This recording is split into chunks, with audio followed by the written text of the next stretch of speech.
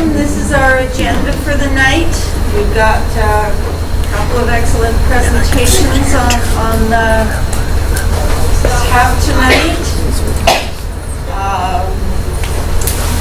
Our meetings are open to the public, and now I didn't get a chance to go find the washrooms. Has anybody figured it out yet?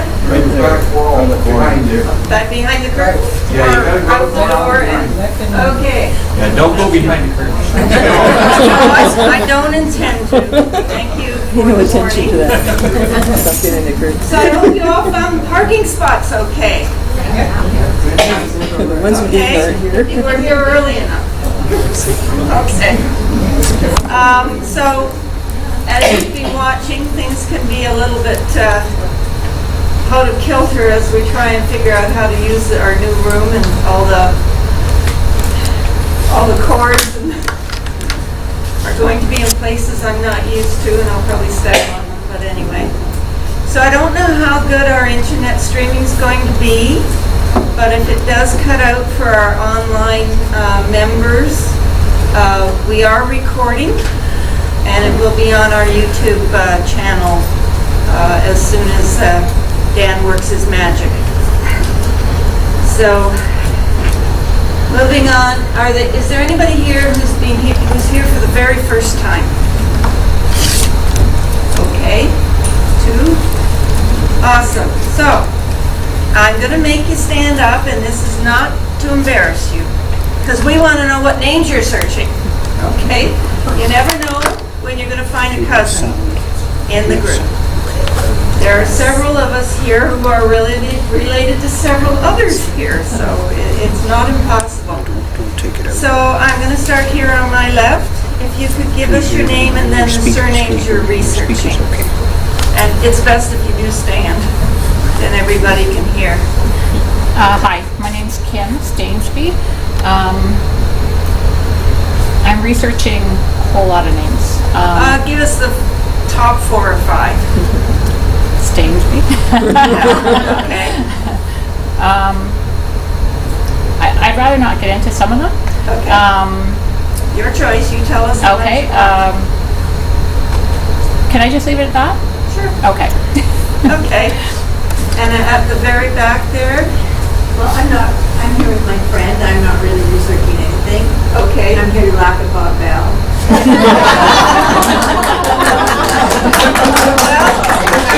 Well, that's a very worthy ambition. I'm not sure that what Bob's going to talk about is that laugh-worthy, but we'll find out. This is good. And at the back, see John in the break, and he will put your name down. We keep a little form there, and if we get a chance to match people, we try to. So, it's November. We have a new OGS website, and we have a new membership year, and all sorts of things are happening. And one thing that I've been told is that some of the, for those of you who are members, some of the account passwords did not come over with the transition to the new hosting company. So I'm just going to take you through this a little bit so you know how to fix that if you're stuck in that quandary. So the very first thing you need to do before you even try and renew your membership is, first thing you need to do is go log in and register. Let me get a pointer here.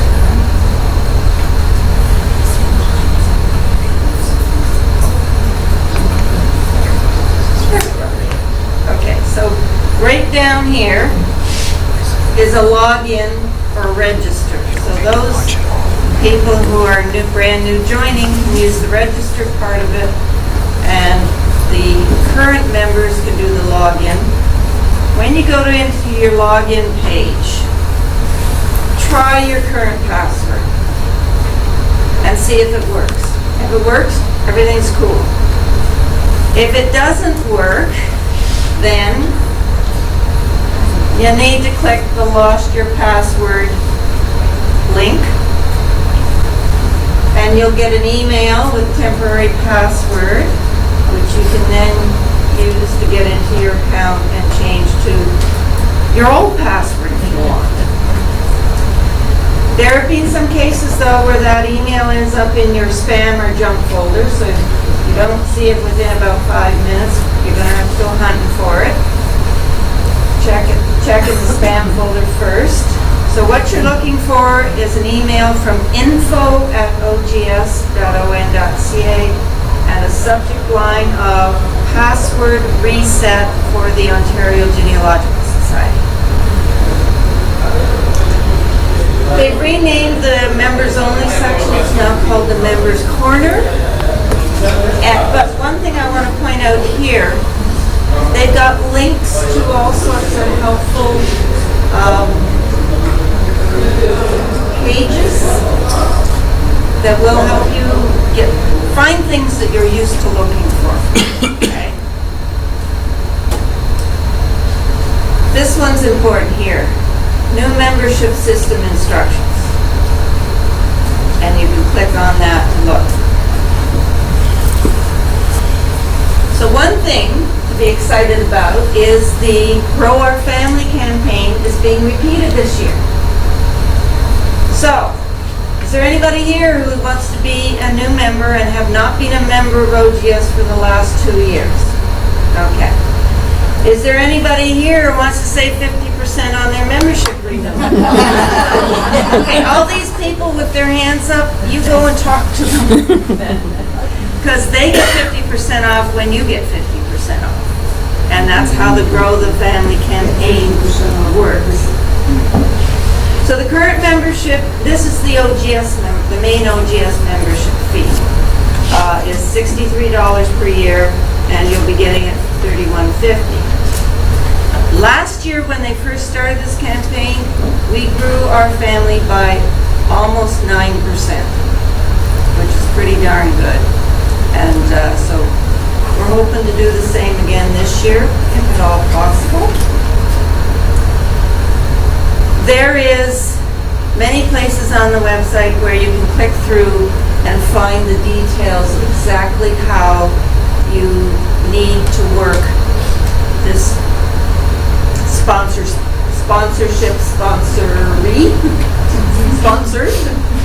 okay. Oops, got a couple of blank slides, sorry. So our fall workshop. We had 2 great speakers and then me filling in for a speaker that was indisposed. It was great. We had many positive comments. The UCW did a fabulous lunch. And we even had, and this I find very rare, someone who sent us compliments. Not because we don't need the compliments and don't deserve the compliments, because so many people only let you know when things go bad. So Mary from Quinte Branch said, special thank you to you and your branch for the day of learning, and especially to Stephen Hood for getting me pointed in the right direction and tracing my former husband's father, who was a patient at the Toronto TB hospital in the 40s. So, very pleased customer. And there's a view of our wonderful venue where we held it at Faith United Church. And I love that window. That window is, it's terrible trying to put up a PowerPoint presentation beside it, but it's a great view. My understanding that came from a little church that was about 5 or 6 miles north of the current site. We'll cover it in our talk. Thank you, Bob. Well, there's a lead in for you. Okay, so at this point in time, we are going to do churches of, we wanted them to do the churches of Durham region, but they didn't feel they had enough time. So we're doing Bowmanville and Oshawa instead. So who's up first? Cher? Well, I think we're going to do it slide by slide turnabout. So Okay. we're both up together. Okay, so let me just. Watch the chords, Bob. Close my. Now, this is a sharing evening. Bob and I are going to take turns. Thank you very much for inviting us to come and do this evening. We kind of postponed our work. We were just lazy, I think. And August, I thought, ooh, maybe we better get going. So I kept emailing Bob. Okay, Bob, let's do this. Okay, Bob, let's do it. And finally, in September, we did it, so we're here in time. But here we are this evening to tell you about a very little known portion of our local history, a facet of that history which isn't often talked about by people. So many of our old churches are now gone. And when you're researching the history of old churches, it's really hard, once that church is gone, to find the records for that church. And sometimes our churches deteriorated with age and fell in. Sometimes there was a fire and just wiped them off the face of the city. And sometimes it closed and maybe was demolished due to economic realities of the time. And that's what's happening today with a lot of our churches. The economic realities are causing a lot to close. But Bob and I have been diligent in our research, and we have been digging around to get some church history. And believe it or not, it's something like digging in a family tree. Sometimes you really have to dig, but we did. And so to get the ball rolling, here's Bob Bell with the first slide. So there's a lot of churches in Oshawa today. There's ones that have disappeared. There's also a lot of new ones, and that's always been an ongoing process. This is from the Oshawa Daily Reformer, 1927. Of the 18 churches shown, only 4 are still churches and still in that location. In this presentation, we'll be hitting on some of them, but some of them you'll recognize, some of them you won't have any clue of. It's like a family tree, you've just got to keep digging.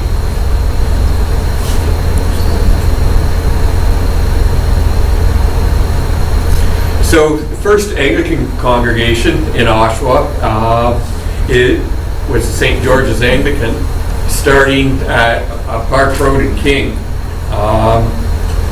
Might have been in some schoolhouses before and all that. In Park and King one was erected 1847 and 48. It was replaced in about 1858 or 1860 by the building in the top corner here. That's the corner of Memorial Park. There's a cairn there memorializing it. The third church is the one pictured there, St. George's Anglican, which is standing today.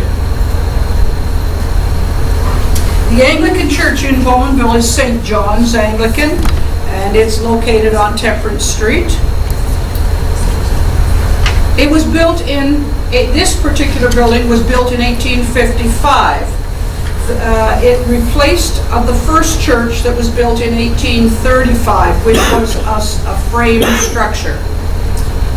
St. John's was the mother church to an Anglican congregation out at Enniskillen, Trinity, which was built in 1856, just east of the village. Eventually, that congregation dwindled and the church was closed in 1883 and moved into the village to be used as a barn. But the spot is marked out on the concession road east of the village with the Trinity Cemetery. There was a cemetery on the far side, the right side of St. John's in Bowmanville, and most of the graves were moved into Bowmanville Cemetery except for 2, and that was Sergeant Pethick and his wife Elizabeth. And they were constant, tireless workers for the church, and so they were left to rest in that cemetery.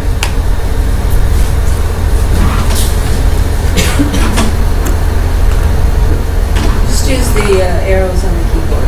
Okay. Much better.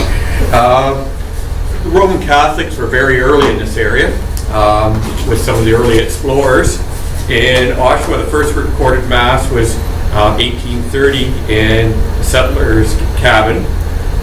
Between 1835 and 42, they worshipped in McGregor's School, which is a common theme. A lot of them worshipped in schools and houses. The top photo shows the original St. Gregory's. This is a corner of Simcoe and Adelaide. Originally they had an acre there. Came up on Facebook there just the other day, and I did some research. There was a cemetery, and I think you can sort of see almost better than the original photos. There was a cemetery there. The people were moved up to the one on Simcoe and Beatrice, non-one at that time. Apparently they decided having cemeteries right in town wasn't the most hygienic maybe, and so it was moved to move them.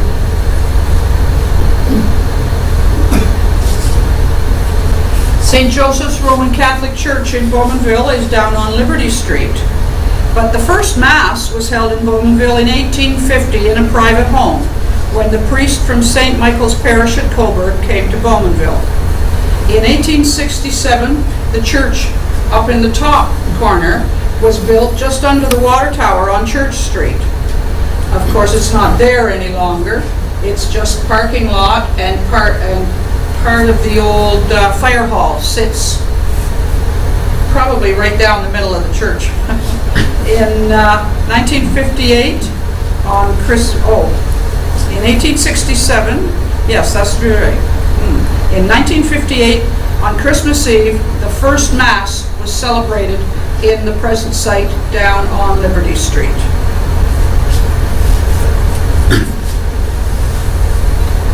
The first building here doesn't really look like a church. That's Moody Farewell's Tavern on King Street near Harmony Road. In about 1817, a tavern was built during the War of 1812, and just in time, no doubt, the circuit rider of the time, Elder Ryan, would have been making visits. In 1817, the congregation that is now Simcoe Street United Church formed there. United Church dates from the time a class was formed. So the class was formed with Elder Ryan and other ministers over the years. They met at both Union School and McGregor School in Oshawa. Interesting, Catholics and Methodists meeting in the same building. And between 1836 and 41, they erected a church, the first dedicated church building in Oshawa, roughly where Speedy Muffler is on King Street, across from Nassau. The Pioneer Cemetery on Bond Street is in the backyard of that. Again, church, cemetery, common theme. The present Simcoe Street United was erected out in the country. They decided it was, let's have some room to expand at the corner of Simcoe and Bagot Street. And the ladies of the church bought the land, and it was 1867. This year, the church is celebrating 200 years as a congregation and 150 as a building. At the back, there's programs. We just had our anniversary service last weekend, and there's a couple of the anniversary bulletins. Interesting to look through the old church bulletins. I've put a bunch of church material out there. Always take all the information with a grain of salt. Shares books, take them to church, swear on them. But I noticed in our church program, not to pick on the minister, but there was a comment about in the narthex of our church, there is a plaque to the Second World War of the people that served. Interesting that little fact, except it's the First World War. But you can look to the sources, but always verify. Next one's yours too. Oh, this one's, about verifying the two buildings look rather similar. That's Simcoe Street United today. That's the Congregational Church on Center Street, where the Rundle Tower is now. And that was torn down to make offices for City Hall, another blessed venture. And but you can see the windows are a wee bit different. They have 2 stacks of them, but it's a big. It shows you got to be careful when you see the old photos and somebody tells you, "Oh, we were married so and so," and they're presuming. Never presume. Bowmanville's United Churches, or Methodist churches as they would have been at one time. In the top photo, it shows us a stylized rendition of the first Methodist church in Bowmanville. No one knows exactly what it looked like, but we do know that it was up on the top of the hill on the west side of the creek, and that's memorialized in the street name, Chapel Street. It was erected in 1838. Because the town started growing on the other side of the creek, the congregation looked for land across there, and Squire Fletcher, a very early landowner in the area, donated some land, and a new church was erected in 1848. The congregation soon outgrew that church, and so it was demolished, and a more commodious church was erected on the site in 1890. And that is it, the one marked Methodist Church, way up, yep. It's from about 1910, but that's erected on the same piece of land that Squire Fletcher had donated. The bottom photo shows Trinity Church as it stands today. Very little changed in its 100 plus years. In 1925, with the final union, 2 other small congregations joined Trinity: the Primitive Methodist Church of Bowmanville and Rehoboth Primitive Methodist Church at the corner of Concession 2 near Providence, just north of town. The Bowmanville Bible Christian Congregation and the Providence Bible Christian Congregation had joined with Trinity in 1884, in the year of the First Methodist Union. Downtown Oshawa had lots of churches, still does. The first, right across from Simcoe Street United, is Presbyterian, was the Presbyterian Church. The congregation started meeting in the 1830s, but the church here was erected about 1867. In 1899, they put up the new building. Often people think Simcoe Street and St. Greg's and that one are about the same age. Actually, Simcoe Street's about 25 years older. But that was original, and that building still stands today and is used, but the congregation has moved to Faith United, and that picture was McLaughlin window at Faith United, and that was taken out of there and put into the window there. And they had 3 really nice windows. There was, at the north side of the building was what they called the story window. It's been chopped up into little pieces and is in Faith United, and there was a Presbyterian symbol. I don't know where that went. It was sort of an enclosed window at the front of the church facing Simcoe. In 1925 was the time of the United Church Union, and at that time the Presbyterians split, and some of them formed Knox Presbyterian. In 1997 is when Faith United moved to Curtis, and joined with Curtis United and bought and built that church there. The Oshawa Church is now the Oshawa Community Church. Bowmanville also had Presbyterian churches, and this is a more or less convoluted history, so you have to really pay close attention. The first Presbyterian church in Bowmanville was a small frame structure, likely on the site where the Presbyterian Church stands today. And if you know Bowmanville, that bottom photo is the Presbyterian Church today. It was the first Presbyterian church, the little frame one, was built in about 1840. Now in 1845, all across the Presbyterian world, not just in Canada, there was a rift. It was called the Time of the Troubles. And the Presbyterian church was split into everywhere. Those that stayed with their church were called the Old Kirk. Those that split away, the splinter group, were called the Free Kirk. And so in Scotland, in Canada, in the States, anywhere there were Presbyterians, you'll find both factions. Now the splinter group went away and built a little frame chapel up near Lamb's Lane and Concession, up in there somewhere. The railway went through in 1913, and I think that's why I can't find the house. It was the old building, it was ripped out. I have searched everybody's house and everybody's basement foundation to try and find that church, and it's not there. But it was up in that area. Eventually, in 1871, a new church, a new Presbyterian church was built where St. Paul's is today. And St. Paul's is that center photo. It is right across from Bowmanville Museum, kind of almost across from Bowmanville Museum. Kitty corner from the library. Right across from No. Oh, you're talking the Silver Street Museum. The Silver Street Museum. Yes, Yeah. sorry. Yeah. Yes, Jury House. Yeah. Yeah. Anyway,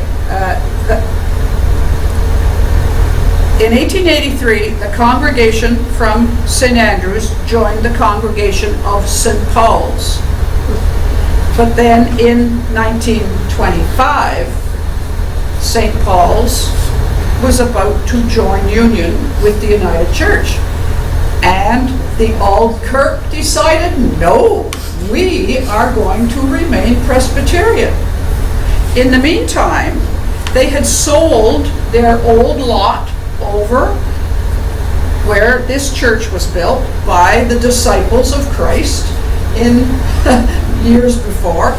It had burnt down, and they went back. It had been rebuilt. They went back and bought it from the now defunct congregation, the Disciples of Christ, and they're back on the same land they were on 100 and some odd years ago. So, oh yeah, they moved all over. Anyway, that's the history of the Presbyterians, and they're all quite happy now. I've already covered a lot about this. The Christian church in Oshawa was organized by Thomas Henry. I've got his memoirs on the back on the table in about 1821. Depends, all these dates are a wee bit fuzzy. It depends which source you ask, and everybody claims that they were here first. And nobody's around to say and prove it. The building was eventually taken over by the Congregationalists. At Union, it became joined with the Methodists and became Centre Street United. And in 1967, as we said, it was demolished to make room for the Rundle Tower at Oshawa City Hall. The bell's still out in front of the Rundle Tower. The Congregational Church at Bowmanville was erected in 1840, and it served the community until 1888 when it burned down.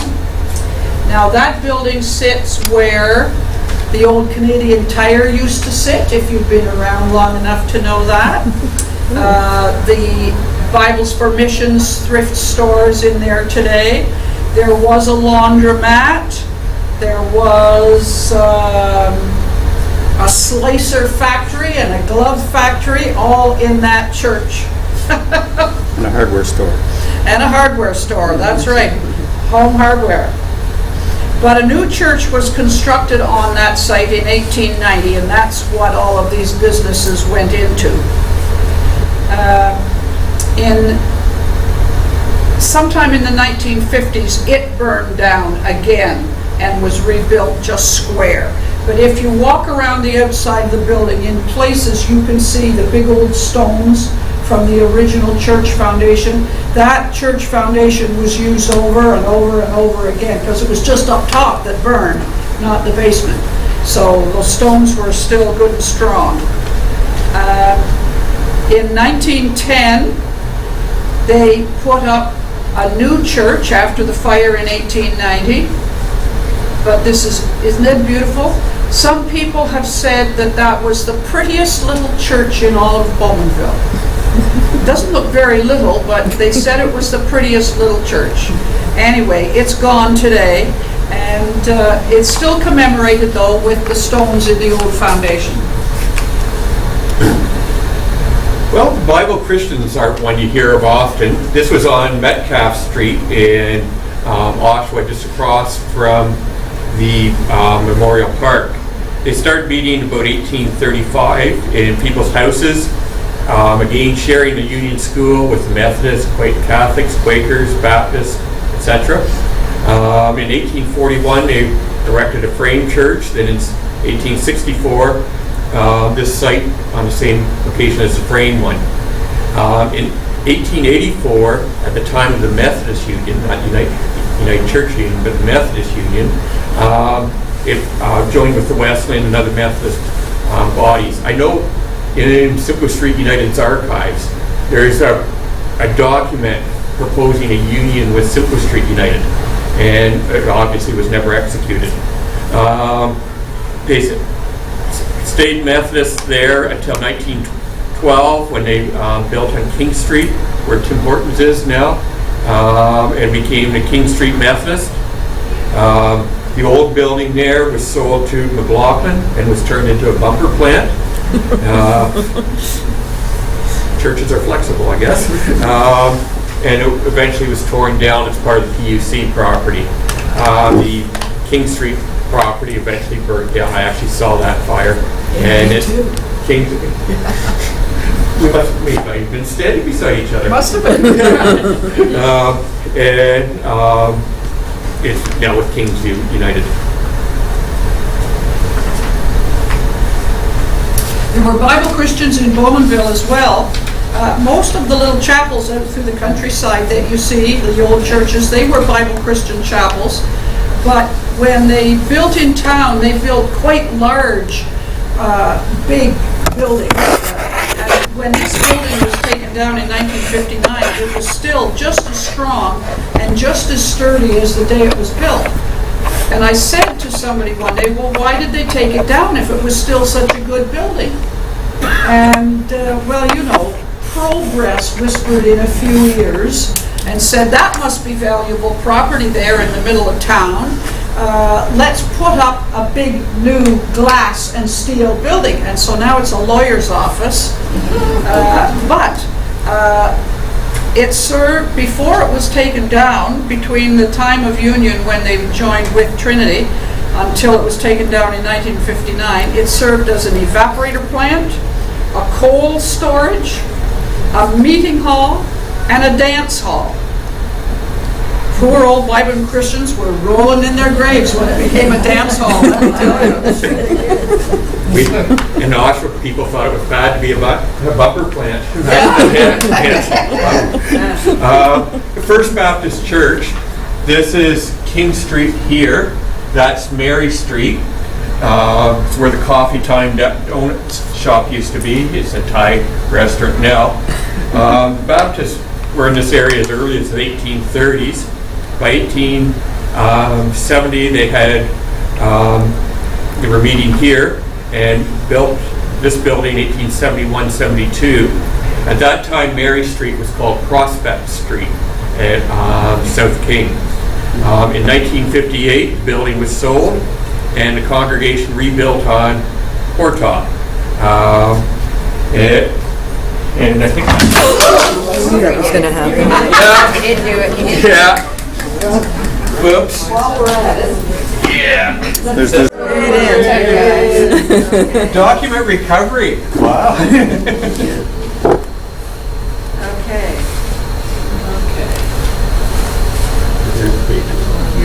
almost there. First Baptist Church. Oh, too No, far. too far. Too far. There we go. There we are. From this, Figure out how to get turned off. From the current slide. Go ahead. It's got a battery in it. Oh, There we go. oh, there we are. There we go. Now it's Cher's turn. Oh, Oh, lovely. can you top that? No, I can't, and I'm not going to try. Right. The Baptists at Bowmanville, there was a congregation there for more than 130 years. Their brick church, built in 1856, was at a forgotten location. No one seems to know where it was, but the records all show that it cost $4,000 to erect it. Somewhere. There you go, somewhere. And wherever it was, it fell into disuse at some unknown time.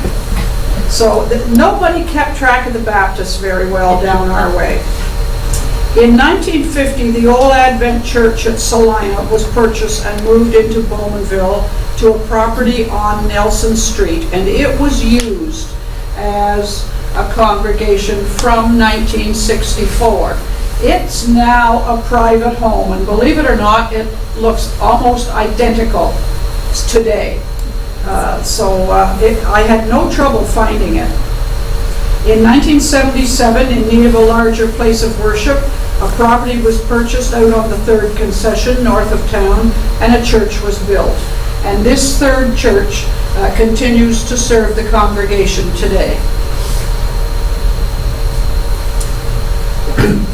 Salvation Army, in my opinion, deserves some bonus points. They had great information on their website. Some of the churches, it's amazing how bad their websites are. No history, links don't work. But theirs was a great website. This composite photo shows the church over the years. They started in about the 1880s in this area. The first building about 1890 at Simcoe and John. It was replaced by a new building in 1910-11, which is now the Cornerstone Men's Hostel. And they moved to Thornton Road North in 1988. The Salvation Army started in the 1880s everywhere across Ontario, and in 1884 in Bowmanville. In about 1886, they built their first citadel. It was a massive building, which used to sit right where the Veltri apartments are today, right on King Street out in the East End. And that's it there in the first top photo. During both World War I and World War II, the military came in and took it over as a recruiting base, but I think they also held some drill in there. It was certainly large enough to do that, and this led to the false rumor that Bowmanville had an armory. We didn't. It was the Salvation Army citadel that they used during those times of conflict.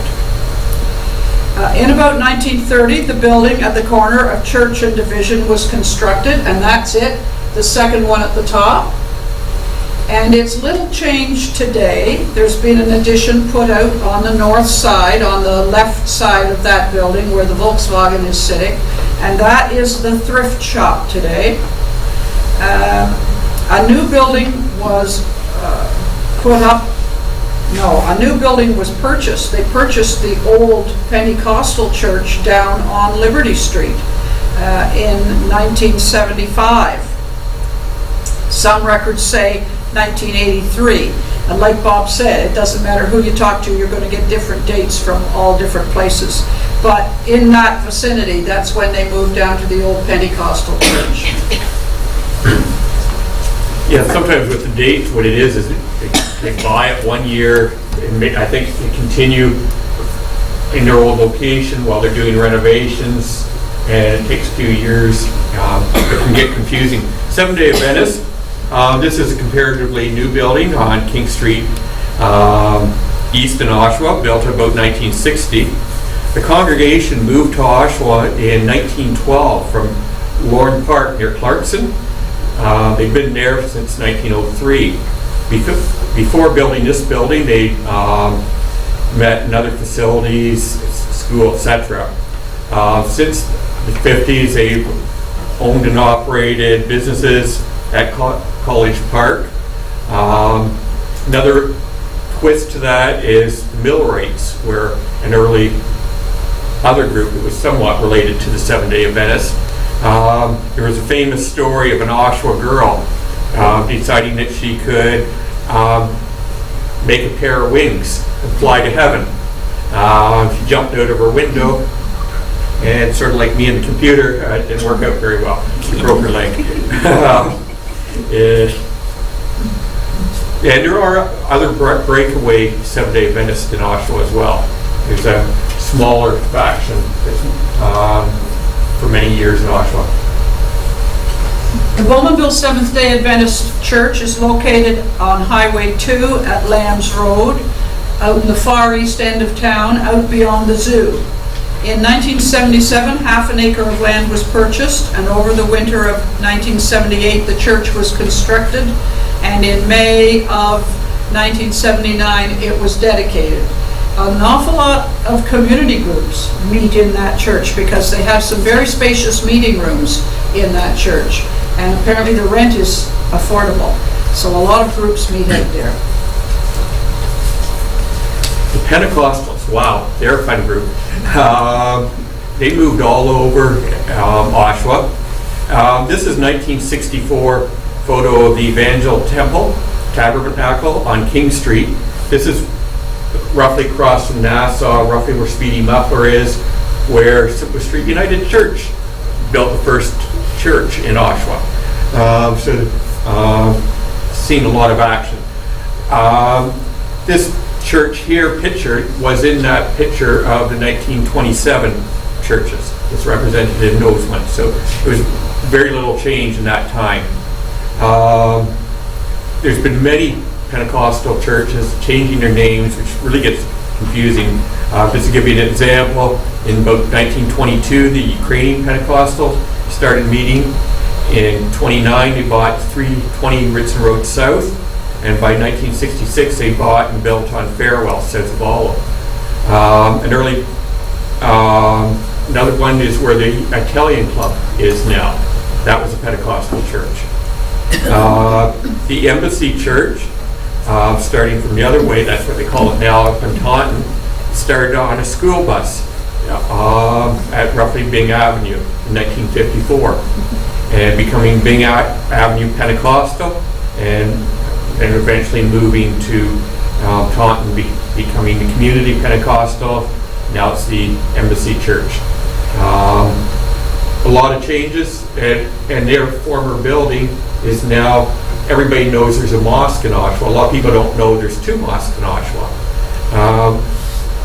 The Byng Pentecostal Church is now the Islamic Muslims, which you don't hear as much about, and they worship there.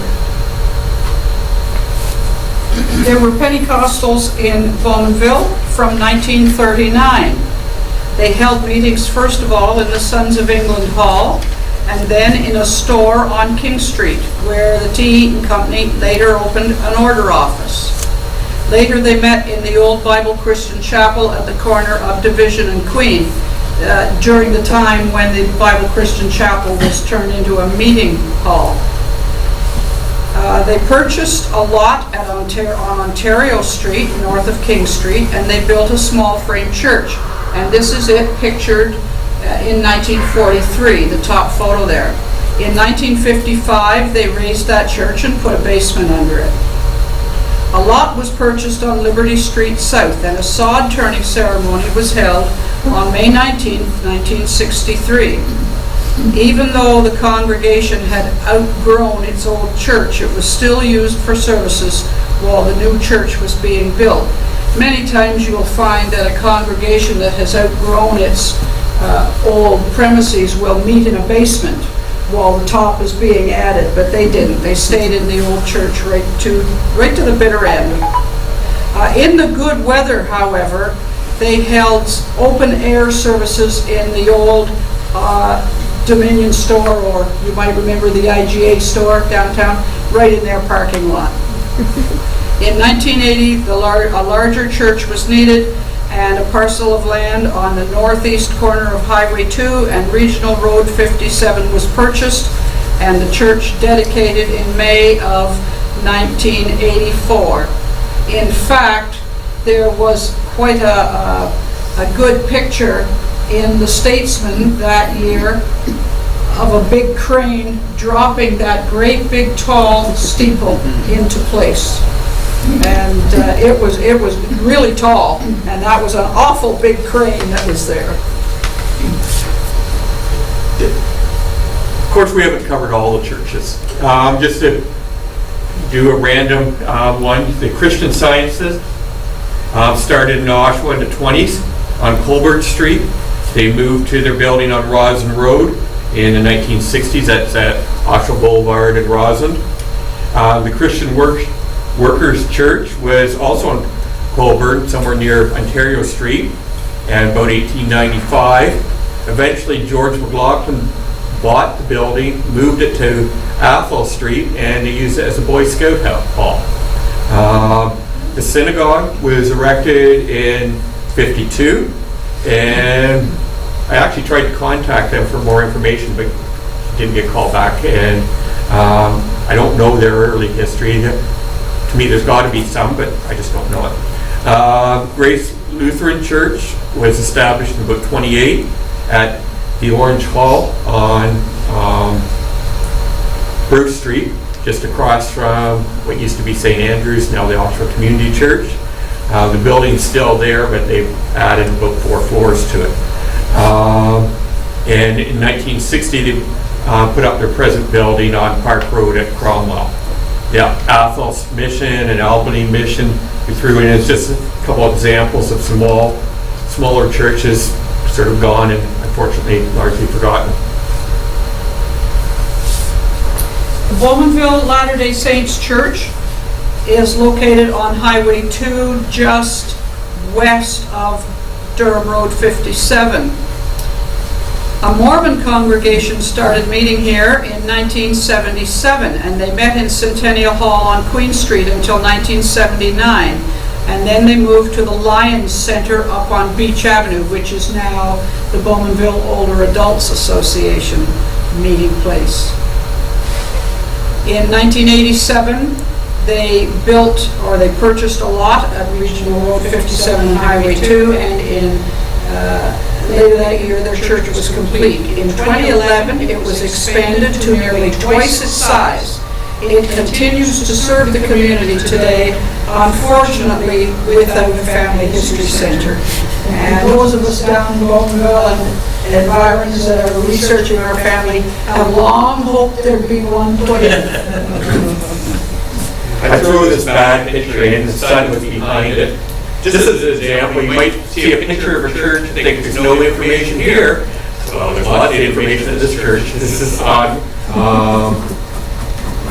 Roslyn and Jordan, yes, and where the Family History Center is. Mormons met in this area as early as the 1840s. Apparently Joseph Smith personally visited this area. I've seen mention of that. And I also know that there was another Mormon congregation, I don't think that's active, one of the early schisms of the Mormons. As been here in Oshawa for many years. Friends of my mom, were of that one, and when they had a funeral, they had to bring somebody down from Toronto. I remember the last funeral I went to, because they didn't have a local clergy. That comes to the end of our photo presentation, so if anyone has any questions. I'd like to know if you know anything about the Ukrainian, or Polish, like the churches that are, like by the 401 there, there's a couple of nice churches with domes and things. Yeah, quite confusing again. There was mergers and split-offs, but largely friendly. From what I understand, I have a history of the St. John's Ukrainian on the back table there. And a lot of times when you have a small community, they'll look around and who's closest. And so they worship with the ones that are on Lee Avenue. Then they split off their own congregation. Then they switched denominations a wee bit. But it was all done very friendly from what I understand. Anything to do with the 401 going through splitting the community? No, I think it was before then. Was it? Yeah. And the old Lviv Hall, they used to work, that was the first church. I think it was Mushroom Farm originally. And a old shed, they turned it into a church hall and a church meeting place. And then they built the church that you see today. And now Lviv Hall's been taken down due to some structural issues, I believe. Really? Yeah, they came down, it was set empty for a number of years, the city closed it. I don't think it was alive and not. well in 2006. No, he means the old one. The old one on. But there was a church and the hall.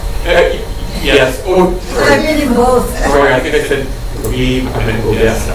Odessa. Yeah, sorry, yeah, Odessa on the south side of Yes. Lviv is, yeah, Lviv is alive and well. The old Odessa Hall was the Mushroom Hall, farm, and then the hall, and the church beside. We should have asked you for something that you didn't have in your notes.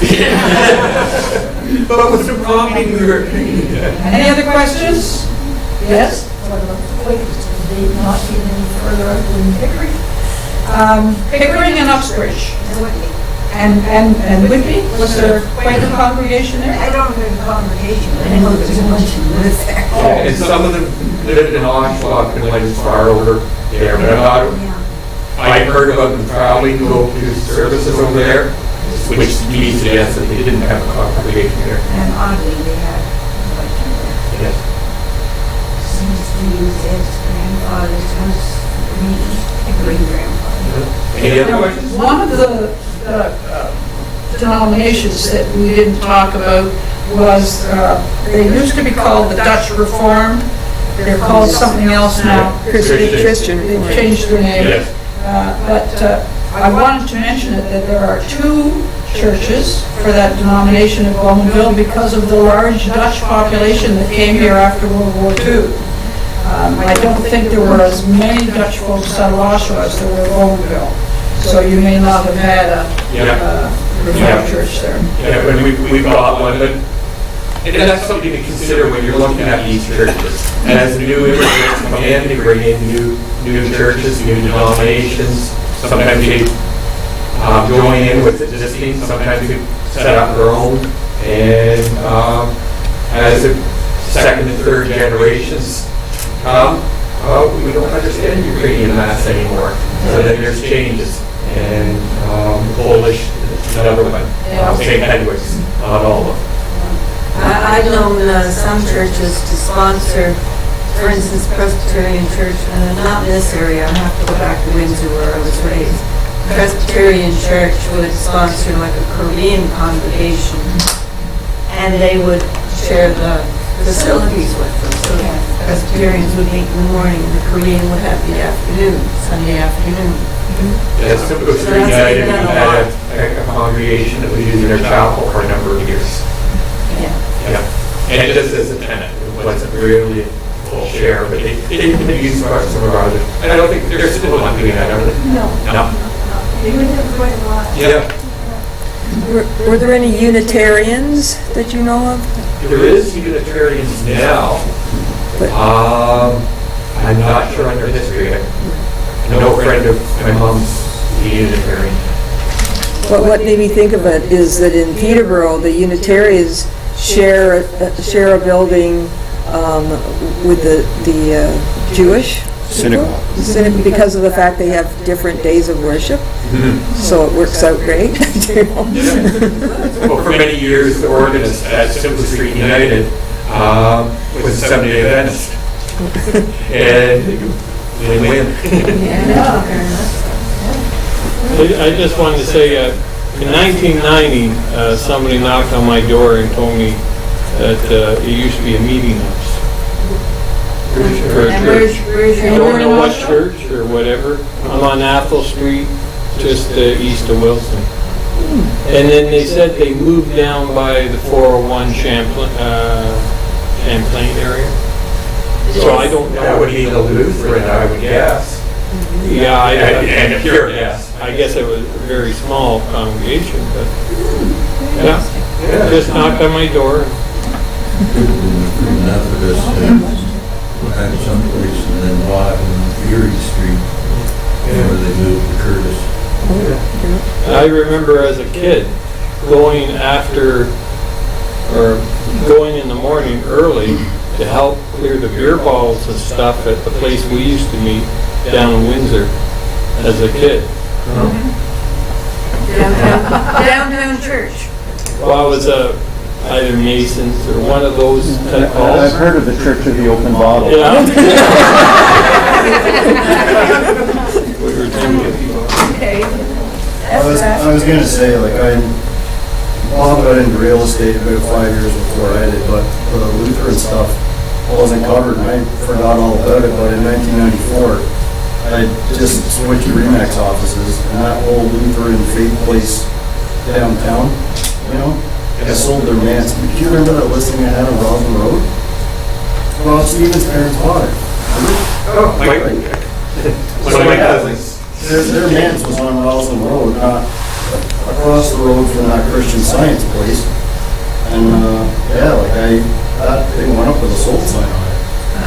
So, like, I completely forgot all about all that. And that's how history gets lost. Oh, there was a lot of congregations we haven't covered, but we knew we only had an hour. On some of the denominations, you can do an hour for each congregation. Yeah, very definitely. Anyway, thank you very much, Thank you. Bob and Cher. Very much. Very much appreciated.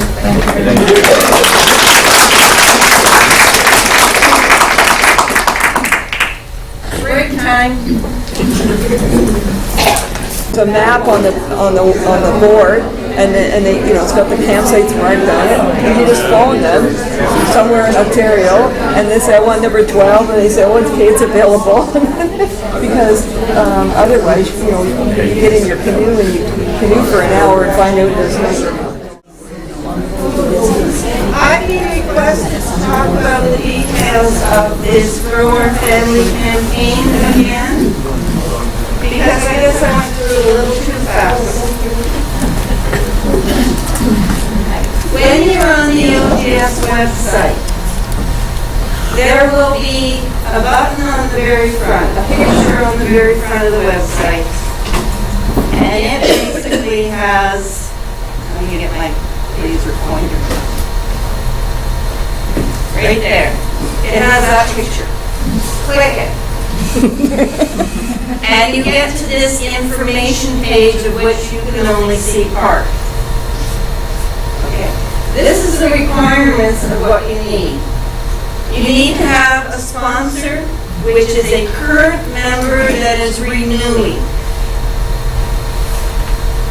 And then someone who wants to join can't have been a member for the last 2 years. So like a member can't sponsor another member. Okay? It's to grow our family. It's a new person. As they say here, the 50% only applies to the main OGS fee. It does not cover the branch fee or a special interest group fee. Their fees stay the same. So for instance, the Durham Region branch, we charge $15 to belong to the branch. You don't get half off. Only off the $63 that OGS costs.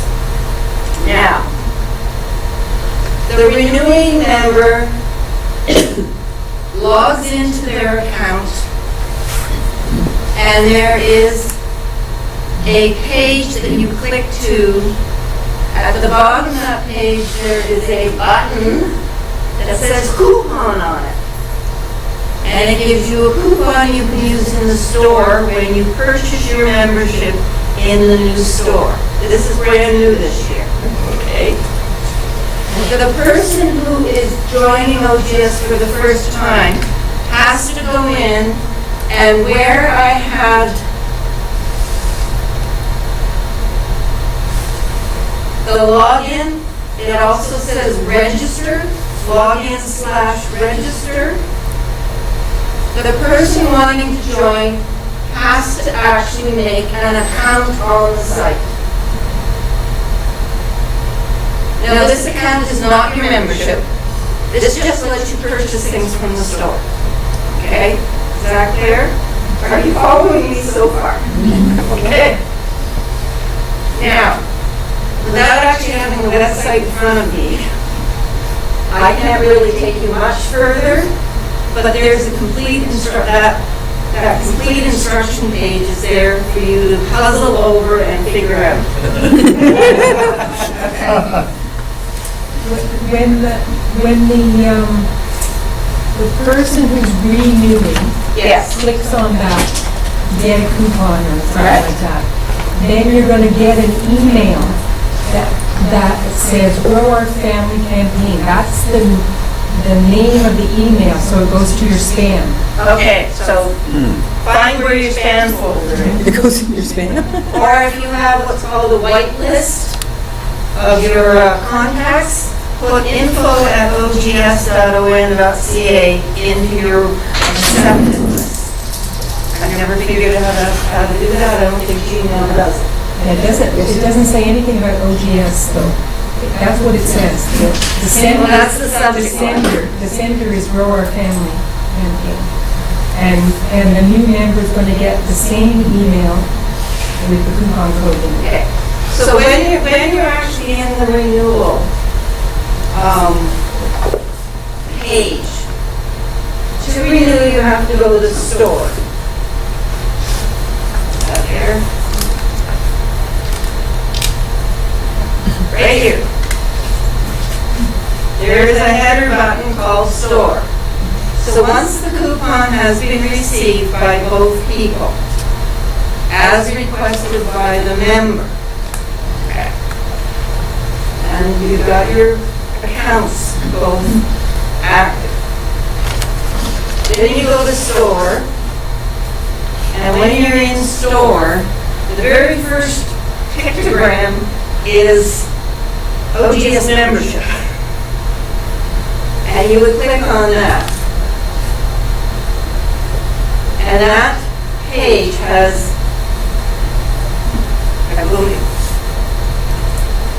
no, that could be back on the Growing Your Family. I think there's a spot where when you're doing the Get the Coupon, both names go into the form and then you click Get Coupon.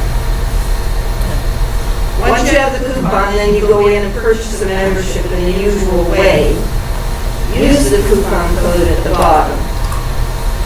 I was on Facebook there today. A couple of people have had problems. But at the bottom of the sign-up page, there is a link. If you have a problem, it goes to the IT people at OGS and they'll fix it for you. It is an assistant. Unfortunately, I have not actually walked through the whole process of finding a coupon code for anybody yet.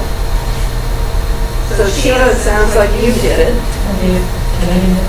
You didn't have any problem? I mean, at first when you're going there, you don't understand it, but there is something that you click and it all comes, all the instructions. Yeah, well, that's that. You have till the end of December, right? Right. Right. Nancy, what information if you're a member, what information do you need from the prospective member so that when you go in, you can get the coupon? Just their name, or do you need their email address? Name or- and, well, you need email for sure. Name and email, that's all. Okay. That's it. Thank you, Sheila. So I've got someone who's been through the process. Yes. But what about the new member, what do they need? Or they just have to wait for the other person to do it? Well, from the sounds of things, both of you get an email Yes. from the So Grow the the way to set Campaign. up an account and then do I have to have the name and email of the person sponsoring me? If the person sponsors a member, a current member has to do it. I believe that that's only on the current member side. Okay. My guess is you get an email from the member would put in the information, a coupon code would go to you, and probably instructions on how to follow it through, if it's logical. Yeah.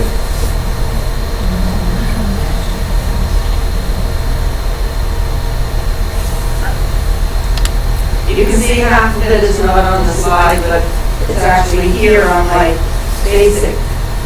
It just doesn't come through when the slide is running. Do you get a choice about payment, like a check, or you have to? Yeah, now I renewed my stuff. You can either click a button to send a check in, or you click a PayPal button, which will take you to another page through PayPal.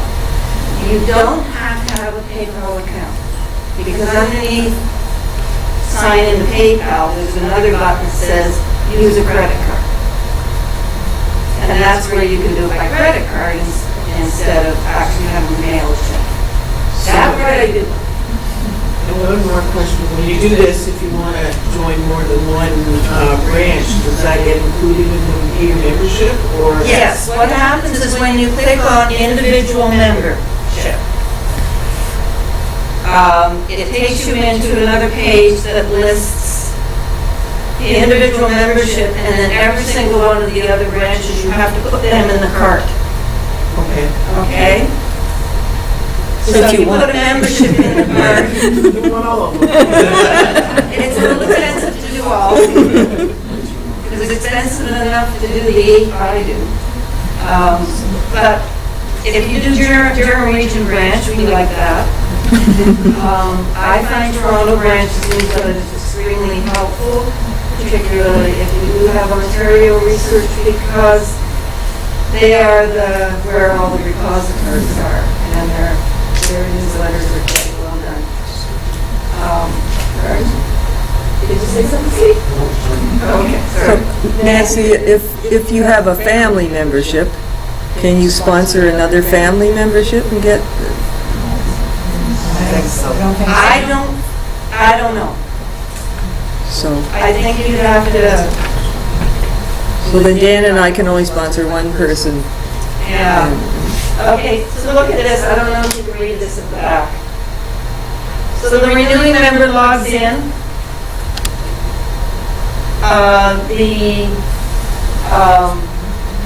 Before they get to the spot where you retrieve this coupon code, the new member creates an account for the store and then logs in. Okay? The coupon can be used once by the member and once by the new person. So you will use the same coupon number when you go in. When you are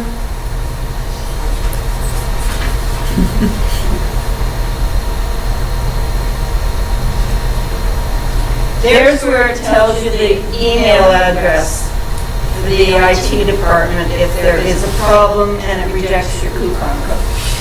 A couple of people on the Facebook group mentioned having problems with both of them using the coupon code.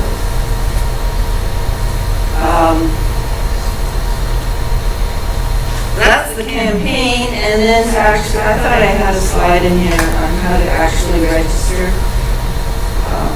showing the actual sign-on page, but I didn't. I'll tell you what, at the end of the meeting, I will go and get onto the internet and pull up the OGS website, and I can show everybody what it looks like, and then people who aren't interested can go. Yes. I need somebody to sponsor me. Okay. Well, There you go. Janice over here, red hair.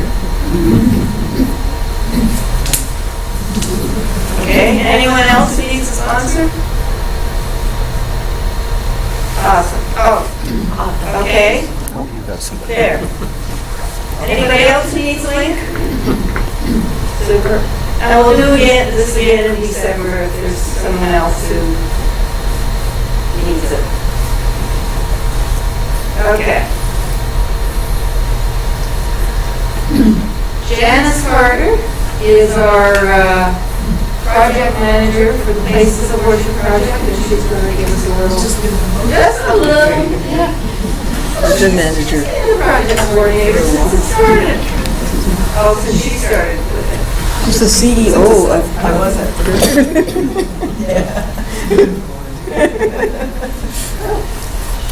Vice president of. You want me to turn it up? Yeah. There you go. I gotcha. Don't know if I'm much of a manager of a project. She's just got sticky fingers, she collects stuff. Places of Worship project. First of all, Cher and Bob both talked about some of the unions of the churches. And in 1884, a lot of the Methodist churches joined together. Are you leaving? Yes. Oh, okay, thank you. I've got to take care of my membership here. In 1884, the Methodists, a lot of the different types of Methodist churches joined together, and which included the Bible Christians.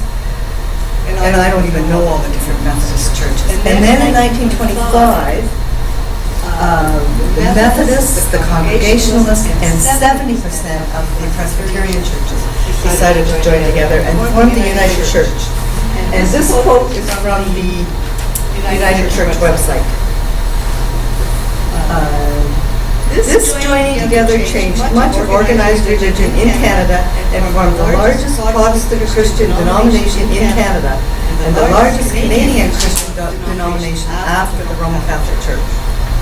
So it was a pretty big move at that time for those churches to join together. In this process, as you can see from what both Bob and Cher said, a lot of churches disappeared. A lot of congregations disappeared, I should say. Some of the buildings are still there, used for other things, but the congregations disappeared. So a number of years ago, OGS implemented a project that they called Places of Worship. And each branch was to try to gather information about the places of worship in their area from the formation of whatever church it was until 1925, when the churches joined together. And 1925 was the cutoff time at that time for our project, primarily because most people's research was going back later than that. Or at the time was, I don't know about now, but at the time was going back later than that. And the other churches, after 1925, were still fairly easy to track when this started. I think this probably started in the 80s, this project. So, information that was supposed to be collected for the project was the name and the location of the church and the denomination, the evolution of it, whether it was still open at the time they did the research, are there any pictures, are there any cemeteries attached, and most important for us as researchers is where are the records? What's in the records and what years do they cover? So we started this project, and it kind of slugged along for a while and we didn't hear very much. And then I have to say, Ruby Hurd took it over and she was our coordinator. And the work that she and her committee did was really quite outstanding. She collected information by township, current townships in Durham region. And she put it together in these binders. And we have, I believe, 7 binders. However many townships there are in Durham region. 7 binders. And she's got them listed here. It's a green page for her initial research and where it is and location. And then she's got, if there was a little bit of a history or evolution of it, she's got pictures and newsletter articles, and she just did an amazing job of collecting information and organizing it. One of the things that I would like to do is organize it by the old townships, because most of our research still goes back to the old townships, and not Clarington, it goes back to Darlington, back to Clark, back to Skugog as a separate township, as opposed to Skugog and Reach as opposed to one township now, that sort of thing. So that's one of the things that we want to do with it, which is mainly just almost like a filing job. However, not been done very completely, and I'm also looking for help for that, and that's Pickering Township. And I just don't know Pickering Township very well, so that's why I'm looking for other help for it. We've got a lot of current for 10 years ago information of churches. We don't have a lot of the old churches that are just disappeared. And if you know of anybody who has that information or would like to help us out, that would be greatly appreciated. Other than that, most of our work we think is pretty complete. And so this is housed at our office up at the airport. And the binders are there to look at. I've also taken all the information in all the binders and put it into a database. I have a copy, there's a copy on this computer at the office, there's a copy on a CD at the office, it's quite available to look at. And basically all I did was take the information from the binders. So in Clarington, there's the name of the church, the denomination, where it's located. The dates that we know of, and as Bob said, the dates aren't always right on and they sometimes conflict. And then we've tried to find out where all the records are. And we've been pretty successful, but I'm sure there's still lots of other records to be found. And I find that the United Church seems to be getting more and more records all the time, or letting you know they have more records all the time, so probably they're cataloging them. So basically that is our church Places of Worship project. I didn't bring Oshawa or Bowmanville just because they were being talked about, but I brought the binder on Uxbridge because it is really quite complete. I brought the binder on Pickering because it's very incomplete. So you want to have a look at them. We also have a lot of church histories in the office. And I do have a partial list. I have a list that's all placed with places of worship, and I brought a couple of examples. We also, there are a lot more church histories there now because of the library being moved into the office, and so I don't have those cataloged as yet. I do have a partial list here if people want to see it. I also picked up those two brochures that Bob said from the church anniversary. We're trying to collect those kind of things too. If there's a church that's been around since before then, and they have a special anniversary, let's get the information, or let's get the program, or whatever. So we're collecting those kind of things. And there is also a couple of drawers in our office of stuff that you can come and search, but we can't publish it. And it is some of the records of some of the local churches in Oshawa. And again, I have a list of them, and when I looked at it just a little while ago, it was much bigger than I thought, so it's kind of unwieldy for the screen. But there are several there, and anytime the office is open, you can come and search through those records and have a look at them. You know, one is St. George's Anglican. Excuse me, St. George's Anglican has a lot of records of theirs, burials, baptisms, christenings, whatever. Marriages. St. John's Wounded Ministry. Oh, okay. Okay. Yeah, Steve probably knows better than me what's in there. So that's our Places of Worship project. And I take a lot of time. I just wanted to tell you all about it. I'm hoping now, Bob, and share, since you've done that work, maybe you'd be willing to share some of it, make sure my project is complete on the churches you talked about. I tried to make notes as you talked, but I couldn't get it all down. So that's it. Thank you.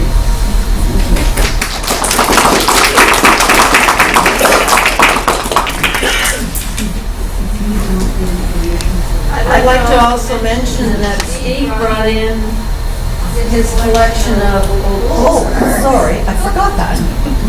And you're welcome to come up and have a look at them. Maybe Steve, at the end, you could be here to answer any questions if anybody has them. They look very similar. Very similar to what you saw on the screen, except there's Ontario County and Durham. Oh, okay, great. Partial collection. I think we are...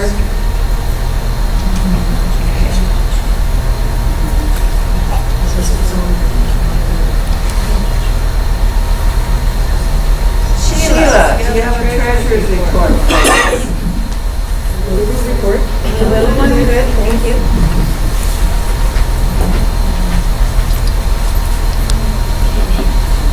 We dropped the balance right up until today, so In October, our withdrawals were $1,669.15,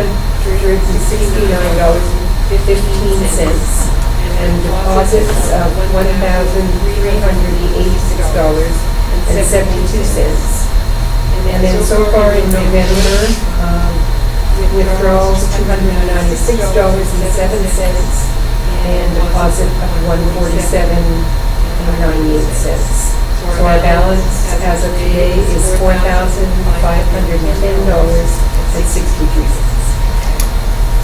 Thank you.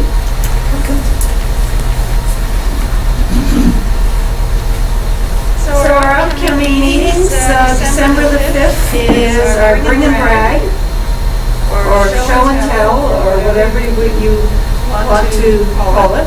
You're welcome to bring your family treasure heirlooms, pictures, objects, stories, and we'll all listen avidly. And we're doing the potluck Christmas social as well.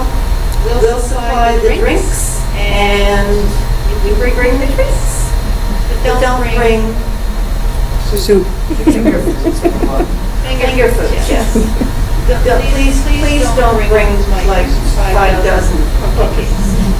Bring 1 or 2 dozen that you can just nibble at. Or stick around at the end and take a selection home. That's what usually happens as you go back here. January 2nd, we're going to do our usual, let's sit down and discuss breaking down brick walls. Steve's there, I'm there, several of our longtime genealogists, other people will make suggestions. But if you submit your brick wall ahead of time to the Durham@ods.on.ca main email address for the branch, that gives us a chance to maybe work up some better suggestions. We don't do the research, but we will make suggestions. And then when you come into the January meeting, we'll have a better result for you than just trying to stand up and say the people's names and guess at the dates. We can't often offer as good help that way. So brush off your brick walls, write down the details, and send them in. February, I've had my arms twisted, and we're going to do a DNA Basics Day. So if you have anything in particular you want me to talk about, I'm accepting suggestions. Chromosomes. Talk about something. They're very basic.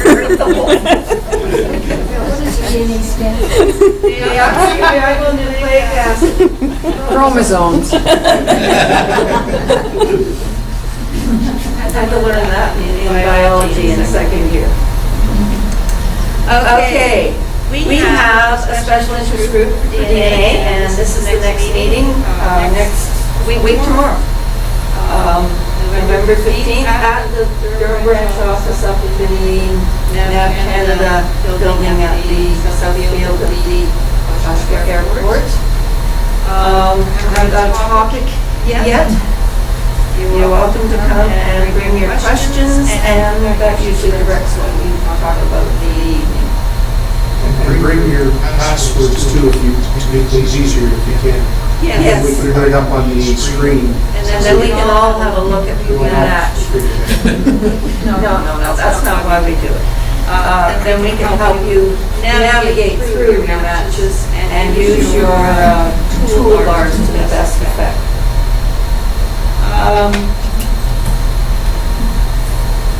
The OGS webinar is Thursday, December 7th, and you'll be hearing this again at the next meeting. The one for November was last Thursday, so we weren't in time for you guys to know about it. But it's going to be a good one on English research in England and Wales. And don't forget, put this on your calendar, June 1st to, I think it's actually 3rd, not 2nd. Right, slip of the finger. In Guelph, and there's, for the lovely logo. I think it's so interesting that the groups are shaking hands. So here's our contact information, our website, our main email account.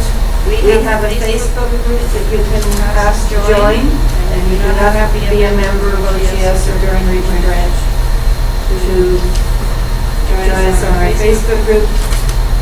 We have a blog as well that you can come, and there is a spot where you put in your email address, and all one or two posts that are done each month will show up in your email. We don't bombard you. We just keep it very simple things. So that's basically the end of the meeting.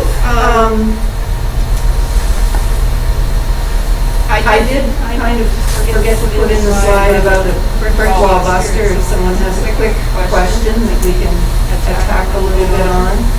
It's 5 or 10 minutes to Steve's got his hand up. I did bring, so the back table in front of John there, the Canadian geologist, I'm not sure if it's a complete run or an almost complete run. If somebody would like them, they're free to take them home. You can take it as a whole set. Read through, there's a lot of good information in there. A couple of great Quaker articles, for sure, I remember them. And a lot of other good stuff too. So if someone would like a set, help yourself. I believe there was almost a 10-year run when they were publishing. I forget what years they were. It's before internet. Yeah. I'll say that. Okay. So who wants me to go on the OGS store and kind of show you what it looks like?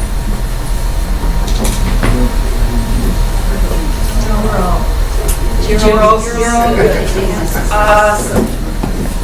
And anybody who's still sitting inside of 3 minutes, I will do it for you. But thank you very much. Thank you for coming. The reason I have this is really a tablet.